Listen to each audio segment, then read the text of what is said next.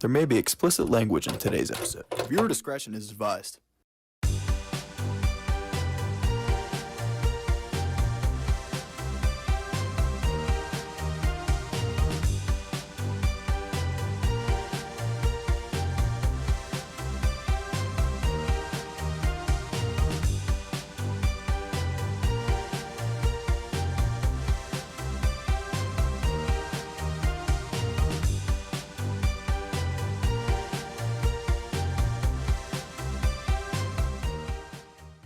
Ladies and gentlemen, welcome back to another episode of Tailgate Talks. This is Tailgate Talks, episode number 107. I did check before we started. Been on a good streak of remembering to actually check the episode number before we start.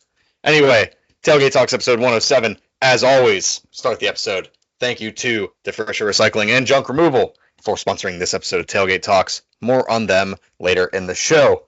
Gentlemen, last week's show was a little heavy. Had some strong opinions on there. Opinions, mind you. Opinions. That's all there were. Just a couple opinions. Mike, it was just a me and you show. One of those. I think it was actually maybe one of the best just me and you shows in a while, quite frankly. I thought it was a pretty good one. Do you have any other comments to add after last week's episode? No. Me either. I don't either. I have none. But you know what? I can't believe I'm saying this. There was a couple of comments that we were given about that episode, about the episode. Actually, but from my side too. Like, believe it or not, but not as ridiculous. Listen, we're not going to say names because though it seems like it's only one way when I say this. You're entitled to your opinion. Say whatever you want. If you think Penn State's going to pull a Michigan, go undefeated, and win a national championship, that's totally your opinion. The thought of that is actually funny. It's an opinion. Not a very good one, but it's an opinion. You're entitled to it. It's also my opinion. It's also my opinion to say that is incredibly stupid. Yeah. Oh, speaking of things that are incredibly stupid and could probably damage friendships, I found this at the store yesterday and I had to buy it because I think it's absolutely ridiculous and I want you guys to see it. Not sponsored at all, by the way, obviously. But oh God. This is Uno with draw 10 cards, and if you have 25 cards in your hand at any point, you're out of the game. This is the greatest thing I've ever seen in my life, and I can't wait to ruin all of my relationships with it. Anyway, back to the episode.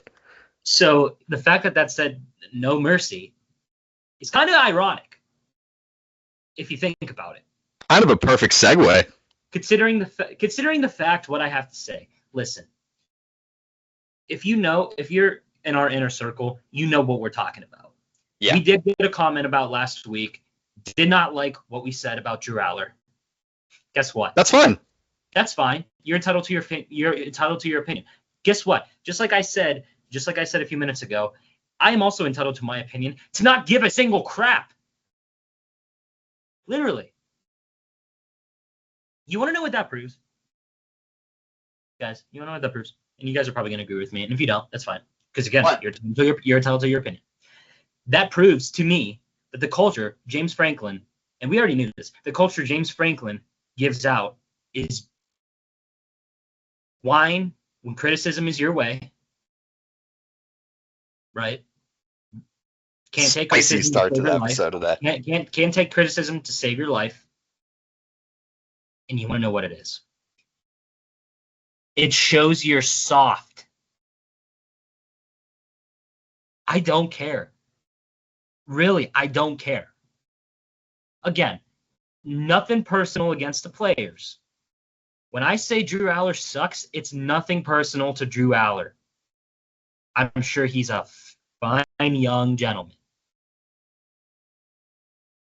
But He's a little older than us. look at the stats that we said.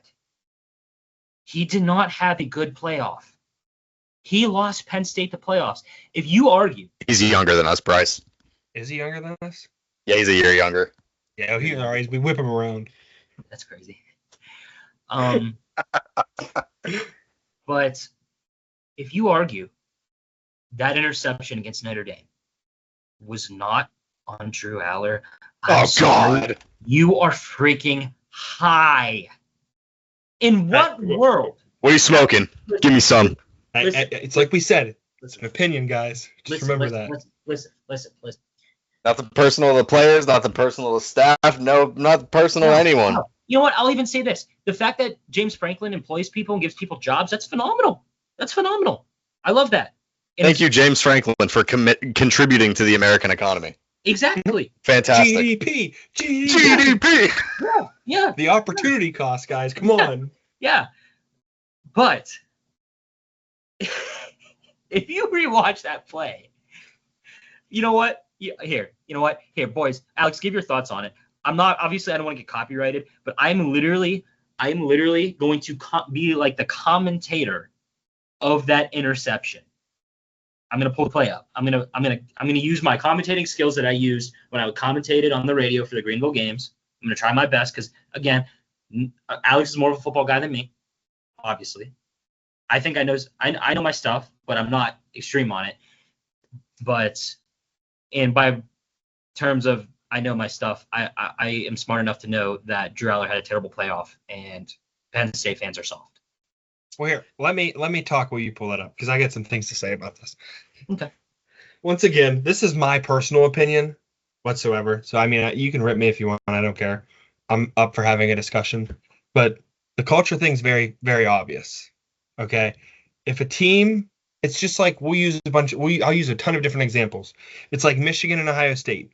Ohio State beat the crap out of Michigan all those years because Michigan was soft and responding to them.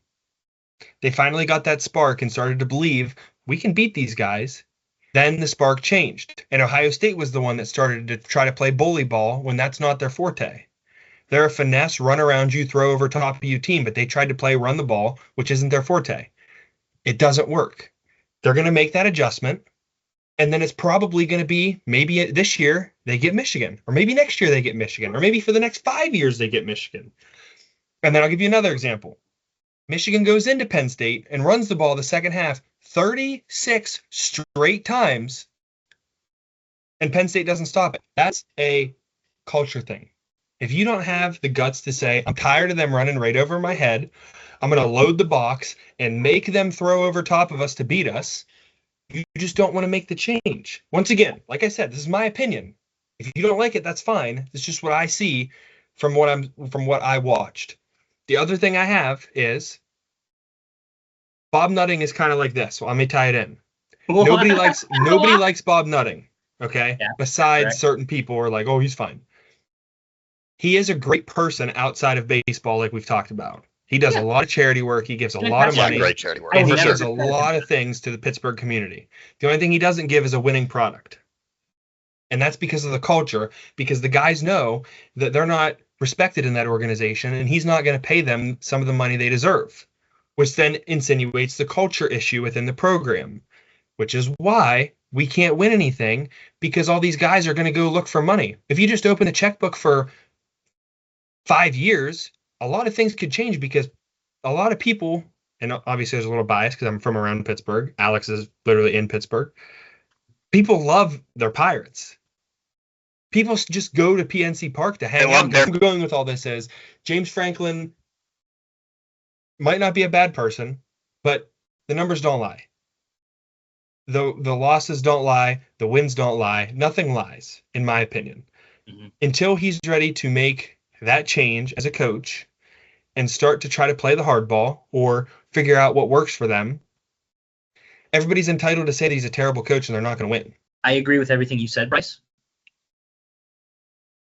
But from an outsider's perspective, because I'll be real, I will only really pay attention to Penn State when they play Ohio State or it's the playoffs. Other than that, I don't care. I'm just giving my opinion. Or if they play Michigan, that too. But you want to know from an outsider's perspective what it looks like that James Franklin is? Are you ready for this, Alex? James Franklin is a pussy. Look at the schedule that's coming up. Listen, I have a take right here. That's a good take that I am willing to put on YouTube and everything. If Drew Allar improves this year, cool, great, good for him. If he doesn't improve with this schedule, he's not a first rounder. Let me tell you why. He shouldn't be. No, yeah, exactly. He should not be. Because if you think about their schedule, the way the stats too. The stats too. Yeah, exactly. The stats too. Now here's the thing, Alex and Bryce. If he does the same thing as he did last year, first rounder or no? Mid to late. Here's the hard part with it, okay? Because he is a talented football player. This is the schedule. By the way, their non-conference schedule is a freaking joke. An absolute so dumb freaking joke. It's a freaking like an joke. SEC non-conference schedule. It is a freaking joke. Might as well. You might as well go join the SEC the way the out of conference. Listen, if this is because like typical Penn State fans will do this to me. I'll say a criticism about Penn State and they'll go, "What about Pitt? What does Pitt have to do with anything with this? They're out of minus West Virginia last year. You beat Kent State. You beat Youngstown State. Okay." Which, by the way, Youngstown State, they put up 70, so they did exactly what they needed to do in that game. Anyway, they're out of conference, and I'm just going to say the schedule. At home against Nevada, who lost like, I don't know, even 10 games. I got to charge my laptop real quick. FIU, which is a freaking joke. Shout out Pitbull Stadium. Villanova, who, yes, won 10 games. But it's Villanova. Yeah, play every PA school except for Pitt. Why don't you? Literally. I'm gonna say this. Well, then hold on. One second. No, Villanova had a football team. Well, yeah. Then a bye week. Then a night game against Oregon. Whiteout. What? Tell me you're scared about your football team without telling me you're scared. Then at UCLA, Northwestern, at Iowa, bye week at Ohio State. Dude.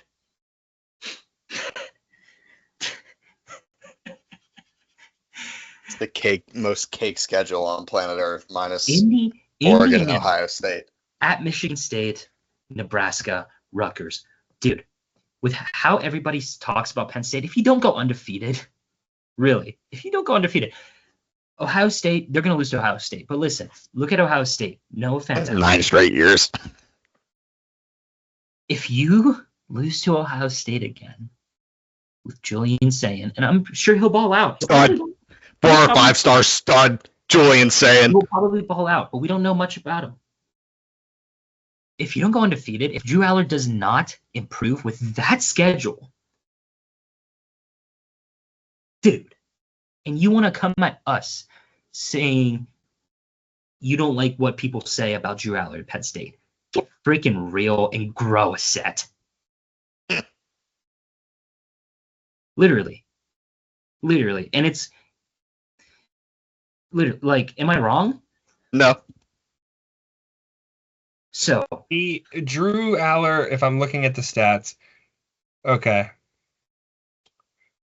From 2023 to 2024, he had a better completion percentage, more yards, also more games, by the way. He had less touchdowns. 3 more games. He had more interceptions, and his QBR rate was way better. But let me try to remember off the top of my head. I believe 700 more yards, 1 less touchdown, 6 more interceptions in 3 games different. 3 more games. Less touchdowns and more picks in more games. Huh. That's not telling at all. But the thing is, though, you got to think about it this way. That year before, where he had 25 touchdowns, who did he have to play? He had to play 2 teams that were in the top 10 that year.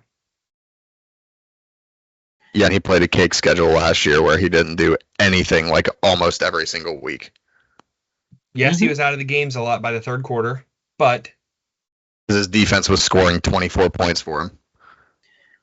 So let me ask I you don't guys this. Let me guys I'm gonna put quotations up. Improved wide receiver room. Does anything change with Drew Allar in Penn State?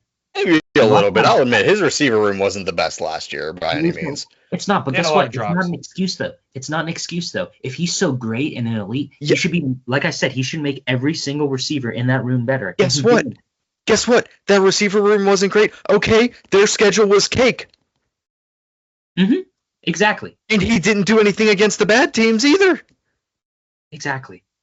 Best game passing, 391 yards against USC. Also threw 15 more passes than normal and threw 3 picks.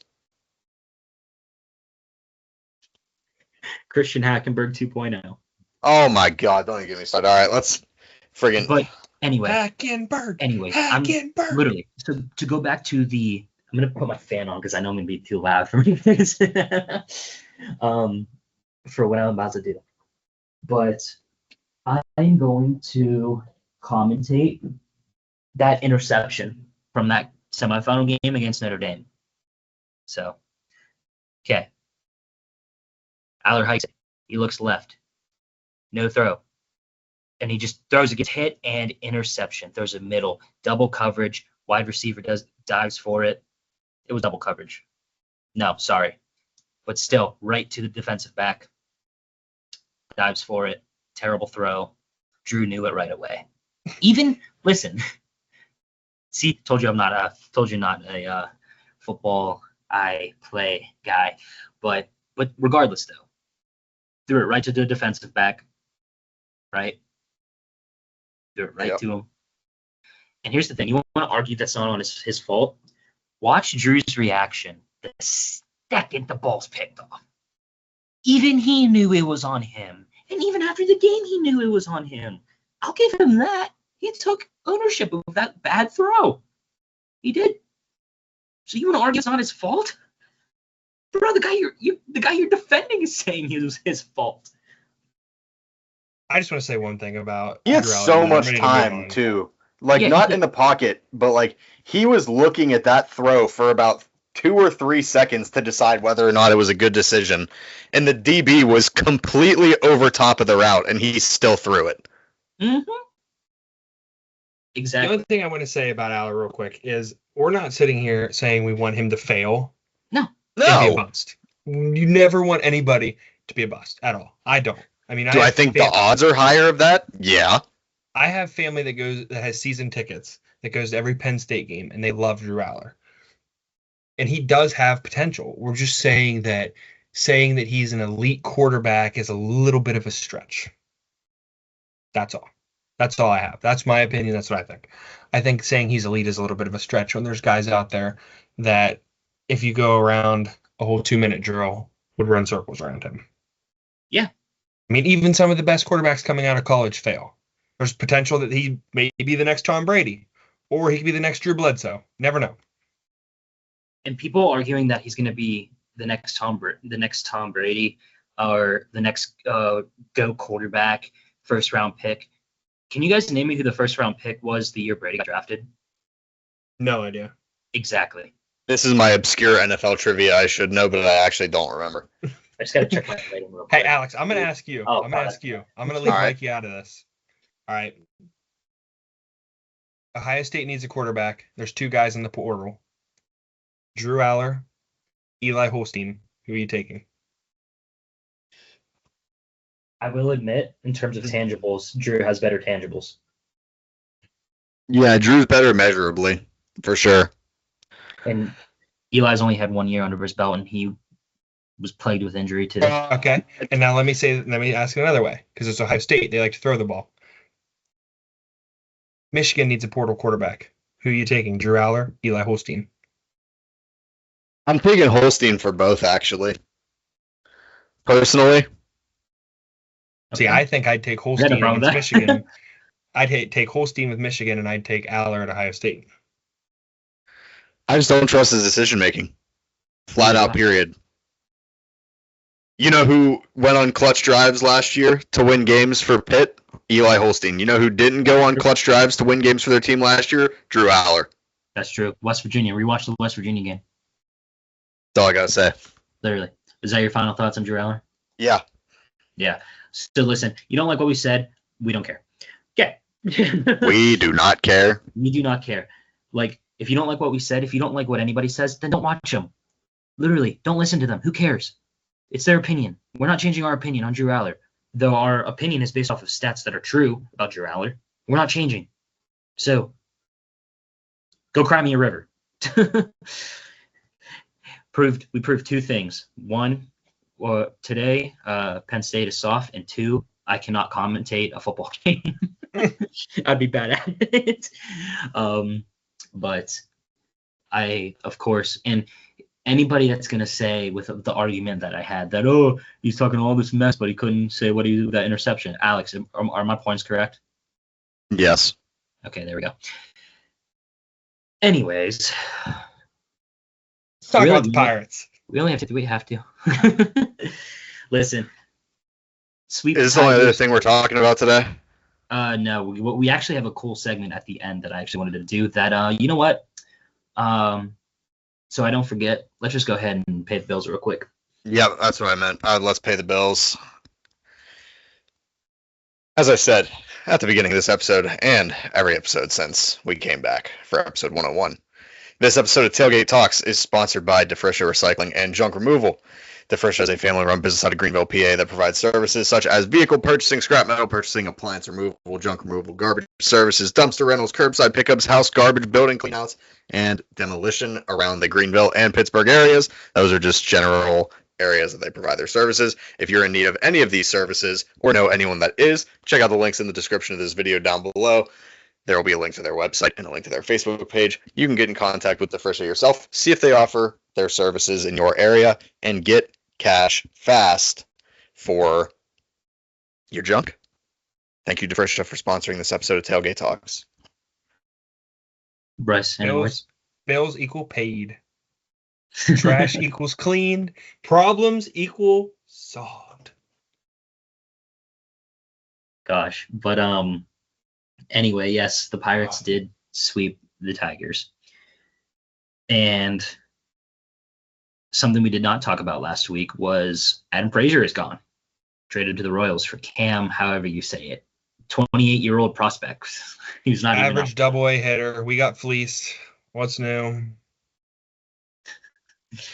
Here, the only thing I want to say about the Pirates, and then I'll just shut up and let you take the rest of it. There's two things. One, you suck. You got swept by the White Sox. That was their first sweep of the year, by the way. Yeah. And then you sweep the best team in baseball. This shows the volatility and shows why the Pirates are never going to win anything, unfortunately. That's just the facts. I wish it was different, but unfortunately it's not. And the other thing is, I've been hearing a bunch of rumors as of late about the Pirates through Twitter and other various sources on social media. Supposedly speaking, the Yankees are all in on Brian Hayes. I'm following that. Heard this. Supposedly a deal is in the works, which that deal will look like this. We'll give you Brian Hayes, we'll give you David Bednar, we'll give you Dennis Santana, and we'll give you one other person. And all we want back is a half-eaten bag of Lay's potato chips and a box of pudding. And then $10 in cash consideration. A top 200 prospect. Yeah. Well, honestly, that's what I don't get. Whenever they're talking about this trade with Skeens that is pending, whenever Bob says, I'm not paying you $300 million to pitch here, they're saying the trade's going to look like this. We're going to give somebody Paul Skeens, and then we're going to get 3 of the other farm system's top prospects. Woohoo! Nobody cares. But supposedly, the new one that I saw today was that O'Neal Cruz is getting called about to be traded, and the Pirates are listening to offers. They should. They should be. I agree. I'm serious. They should be. I say there's only, in my opinion, there's only 2 people that are not for sale. Andrew McCutchen, Paul Skeens. Nobody's going to want Kutch, so I left him off. I think everybody kind of sees it the same way. I let Kutch retire in Pittsburgh, since that's where he was drafted and that's where he made most of his money. So I left him off. But I'd say Paul Skeens is untouchable and Nick Gonzalez is untouchable. Those are the only 2. I saw this. Oh God, I'm blanking too. Um, you can argue if you want to trade Reynolds, sure, but like I really think he's not untouchable per se, No. but he is like the least likely out of any Yeah, the of the odds are like names that listed much. to be traded. Yeah, I I think. would say yeah, you said it right. He's definitely not untouchable, but Mhm. he definitely has regressed from last year. Oh, for sure. Yeah, for sure. It was a And down if year. that's a tell of the next couple years, this will prove to be another terrible Ben Cherington signing. Yeah. Well, fortunately for Pittsburgh, I think most of it right now with Reynolds specifically is his wife did just have another kid at the beginning of the year. Yep. He's trying to figure that out. I mean, I'm going to defend the guy because he's on my team. It's just like everybody else would do with Drew Allar, that's a Penn State fan, which is fine. Like I said, your opinion. I think you got to give him another year, and if unless there's an offer you can't pass up, that's what I'd say. Yeah, unless someone gives a crazy offer for him, which I mean, maybe a Yeah, I contender guess it's possible. I mean, if you package up him and Cruz and then a prospect, you could probably get an above average hitter back, I'd say. or even a team that just needs some quality guys that's like on Yeah. the verge of contending. Yeah. Hmm. Right. Now, Yeah. Bryce, I'm going to put you on the spot, all right? Yep. I'm going to list the names of the people that have been under the conversation of possibly getting traded on the Pirates, and I want you to say where do you think they will end up, either staying put or traded obviously somewhere else. So then name me the team you think they will probably go. All right. I need you to clip this for whenever I go 5 for 5 or 4 for 4, whatever it is. Clip it. Anyway, starting off with the guy we just mentioned, hell, Brian Reynolds. I think he stays. I don't think anybody else is really looking for a outfielder, especially Brian Reynolds right now, just because of what kind of year he's having. I think he's going to stay put. Now, next year, if we're in the same boat as we are now, which we are going to Probably. be, um, I wouldn't be surprised if he goes then next year. But I think he stays put this year. Fair enough. Andrew Heaney. I could see us giving him to. We got him from the Rangers, right? Yeah. I could see us giving him to say, I don't know, like the Diamondbacks or somebody like that, maybe the Rays, somebody in the South. Um, just somebody that is kind of just looking for a filler arm that lost somebody this year that's kind of struggling. Mm-hmm. Um, so I think he's definitely going to be gone because the Pirates like to do this fun thing where they call up their prospects in the second half of the year when it doesn't matter, because then people actually come to the games to see the new players that they've been anxiously waiting for. So it wouldn't be surprised to me if Chandler comes up or Harrington comes up. Either the only one that I think will get traded is Bednar. I think he'll go. Where do you think he's going to go? Once again, it sounds like I'm riding the Athletics here, but if they had some sort of pitching or run support on defense, the Athletics would be contending right now. Yeah. I mean, they give up a ton of runs a game, and it is because their relief pitching is kind of garbage. It's kind of like the Pirates, to be honest with you. I don't think he'll get traded to the Athletics, Bednar, but if there's a team, if I was the GM of the Athletics and I was looking for a solid closer / relief pitcher that could get in the mix and save us some runs, because Bednar's been lights out as of the last month, month Yeah. and a half. I would definitely make the call and see what the price is for him if I was the Athletics GM, just because he has been lights out. Yes, you're going to pay more, but you need that support now. I mean, obviously the A's are pretty much out of it like the Pirates, but that's a guy that you work with, get him in the relief role. It's very possible that he helps you in the future. You have any other names for me? And finally, Mitch Keller. I've seen a lot with Keller. I've seen like 5 different teams with Keller. Obviously, the big ones. Go ahead and name them. Yep. You got it. But the one that sticks out to me the most that the Pirates love to do is the division trades. Oh, I know what you're gonna say. Oh, Colin, don't say I the just Cubs. have a feeling that Charrington is going to trade him to a division rival. My heart's telling me the Cubs. Yep, I knew it. My mind's telling me the Cardinals or the Brewers. But I feel like they're going to trade him to a division rival. They're going to get him. They're going to work with him. And later on in the year, whenever he's plays the Pirates, if they play again, he's going to throw a complete game shutout and shove it right in the Pirates' face.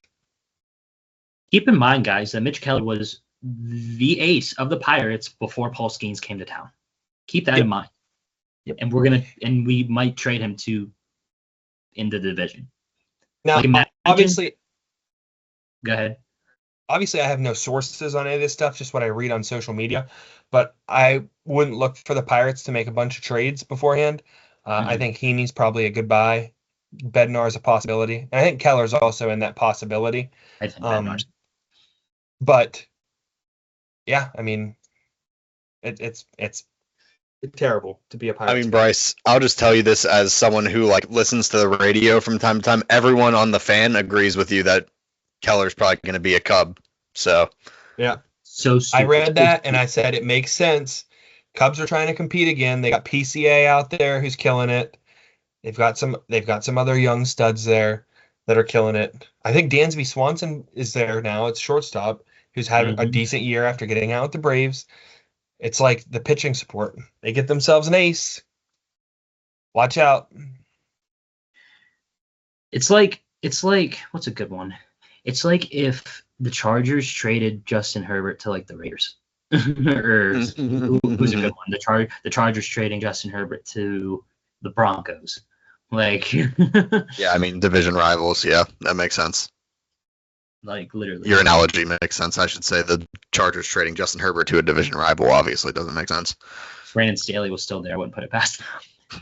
Idiot. It just stinks, dude. The analytics say this is actually a good move. Shut up.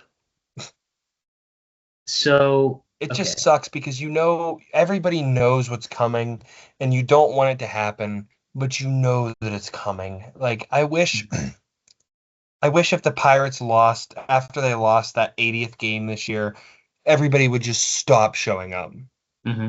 If everybody just stopped showing up and forced Nutting's hand till he finally either puts a product on the field or sells the team, all of this would be solved. I mean, like I've said, dude, the A's, look at what they're doing right now. They took a shot on a kid from Grand Canyon who's turned out to be a difference maker. DCU.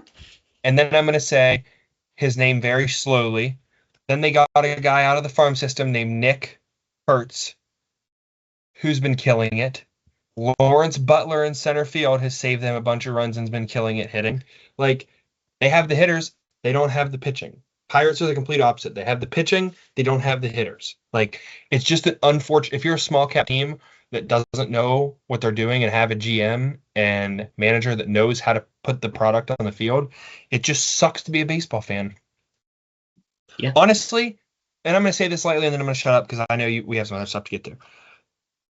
I was so ticked off when Banana Ball started to become a big thing. Just because I was like, why insult baseball? But the more I watch it, I'm like, you know what? I kind of hope this becomes the next thing and it forces Manfred's hand, makes him have to do something, or else he's going to have nobody watching games. I kind of hope it does. Yeah, so do I.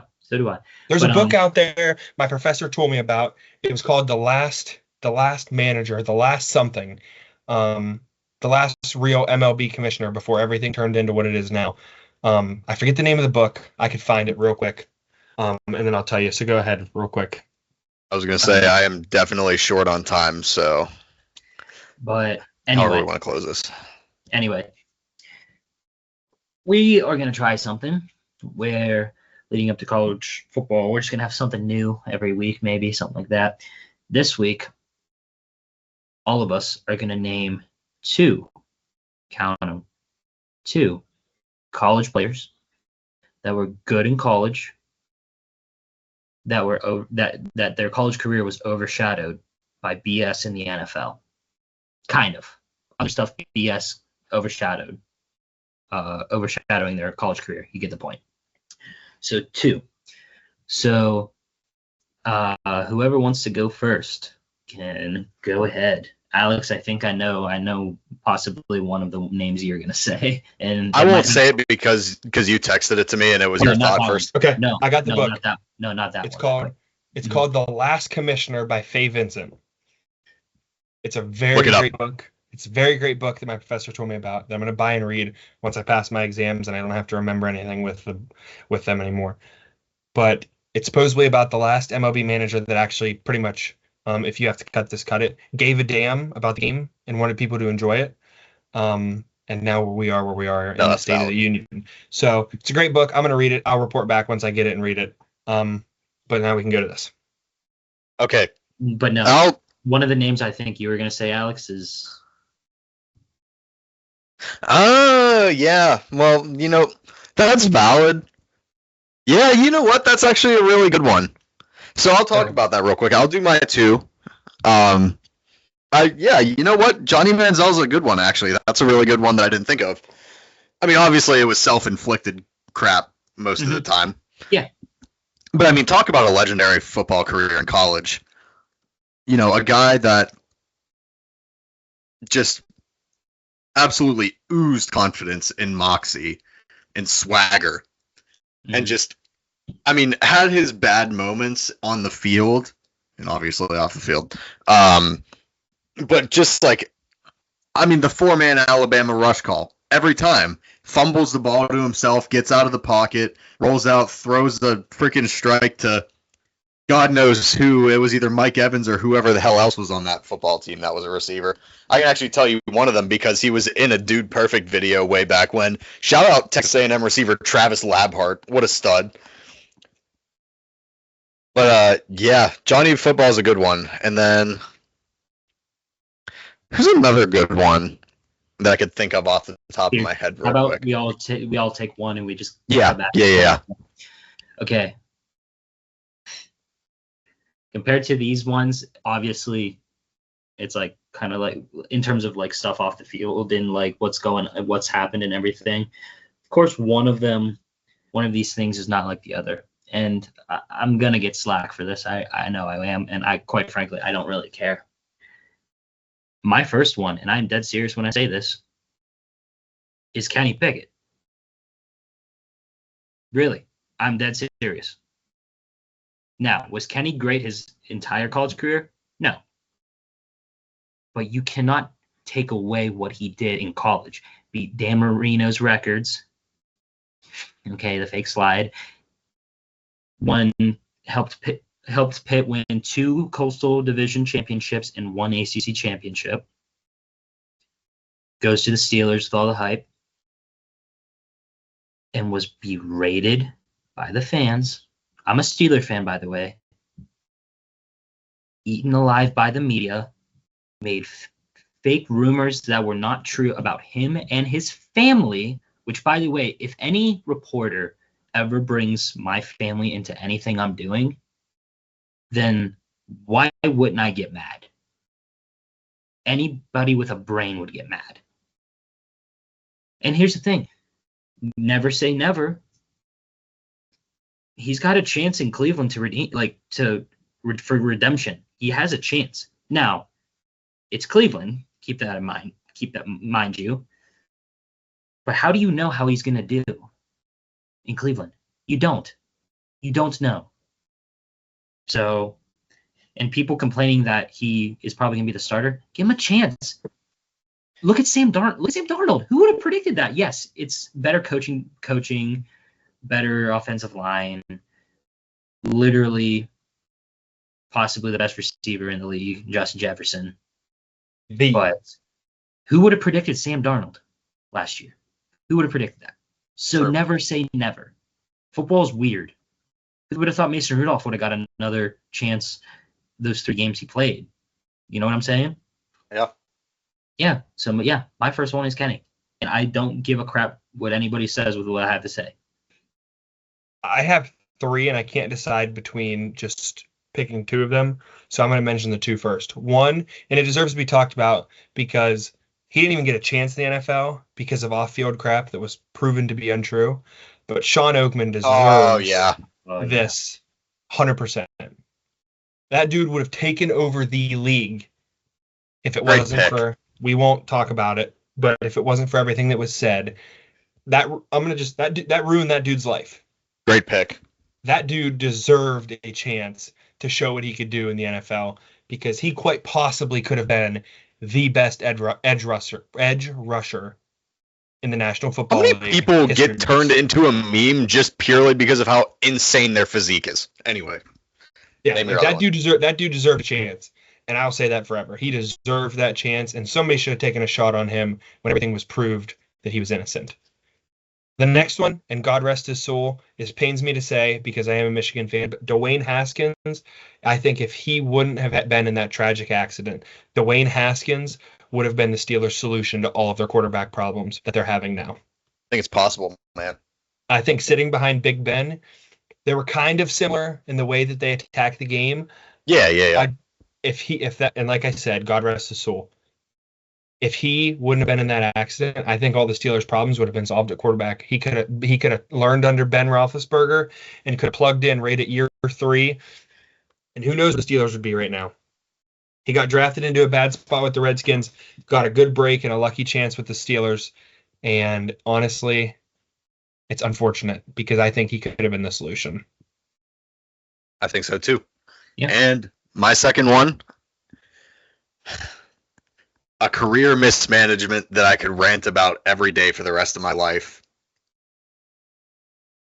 It's tacky to bring this one up because so many people talk about it. But for God's sake, I need to acknowledge yet again what the career of RG3 could have been if he was allowed to heal from his injuries. Would he have been the same dual threat runner that he was year 1 before he hurt his knee again? Maybe not. But come on. We can't sit around and act like it wouldn't have been different. Mm-hmm. All right. Okay. My next one. Alex and I talked about it the other day, which kind of led to this segment. Yeah, it did. Talk about a stud in college. And then because of stuff, it was an abomination what happened to him. I am talking. Thought of another good one. About Manti Te'o. I was just gonna say that. That's exactly what just came to my mind. What a pull. My God. Poor Manti Te'o. Just like Sean Oakman, dude. Like, it's ridiculous. It ruined these guys' lives. Yeah, exactly. Now, would things have been different if for in the NFL for him if it didn't happen? I don't know. Football's weird. Would he have gone to the Chargers? Again, I don't know. Football's weird. But you cannot deny what happened to Manti Te'o was garbage and that he had an awesome college career. So. You're exactly right. 100%. I was just going to say that one too. But I'll pivot. And this one... I was scared you were going to take that one. I was going to say, that was my next one. I actually was like, I just thought of it before you said it. I said I got 2 more. I just thought of another one off my head. But I only have one now since you got that one, which was good, and that's true.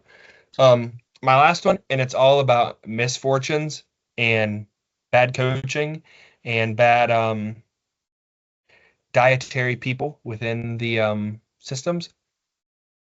Trent Richardson could have been big before Derrick Henry. I mean, think about how he was at Bama. That dude was scary. Do you remember that like quadruple juke that he did? He's cornered and juked all three of the defenders out with the sideline to his right and scored a touchdown. He had it made, and unfortunately, it was because of, dietary reasons where he wasn't on as strict as a diet. He put on some weight and needed money because if I remember correctly now, I don't want to say this and it be wrong, but if I remember correctly, there was a kind of a documentary on it.